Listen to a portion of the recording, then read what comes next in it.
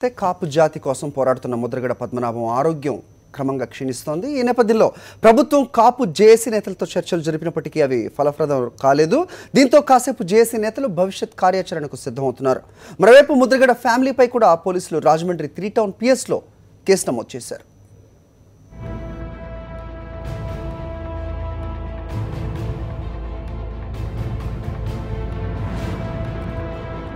తన డిమాండ్లు అంగీకరిస్తే గానీ నిరాహార దీక్ష విరమించేది లేదని కాపు ఉద్యమ నేత ముద్రగడ పద్మనాభం స్పష్టం చేశారు. ముద్రగడ తరపున కాపు జేఏసీ ప్రభుత్వం మధ్యన జరిగిన చర్చలు విఫలమయ్యాయి. తుని కేసులు అరెస్టు చేసిన వారి కేసుల నిలుపుదల డిమాండ్లు అంగీకరించే వరకు దీక్ష విరమించబోనన్నారు. డిమాండ్లపై జేఏసీ నేతలు 2వ దఫా రాజమండ్రి సిటీ ఎమ్మెల్యే ఆకుల సత్యనారాయణతో చర్చించారు. ప్రభుత్వం తరపున ఈ చర్చలకు తూర్పుగోదావరి జిల్లా జాయింట్ కలెక్టర్ ఎస్ సత్యనారాయణ హాజరయ్యారు. అయినా చర్చలు ఓ కొలిక్కి రాలేదు.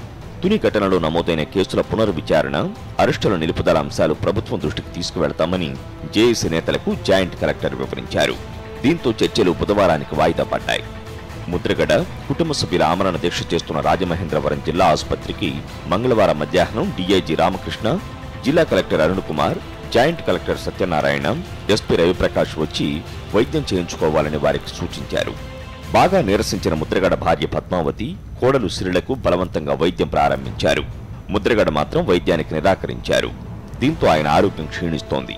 ముద్రగడ దీక్ష విషయంలో ఏం చేయాలనే దానిపై 3 రోజుల నుంచి తీవ్ర తర్జన భర్జనలు పడుతున్నారు. పార్టీకి చెందిన కాపు మంత్రులు, ముఖ్య నేతలతో విజయవాడలోని తన నివాసంలో సుదీర్ఘంగా మంత్రాలు జరిపారు. ముద్రగడ, ఆయన భార్య పద్మావతి, కుమారుడు, కోడలిపై మంగళవారం అర్ధరాత్రి రాజమహేంద్రవరం 3 టౌన్ పోలీస్ స్టేషన్లో కేసు నమోదైంది.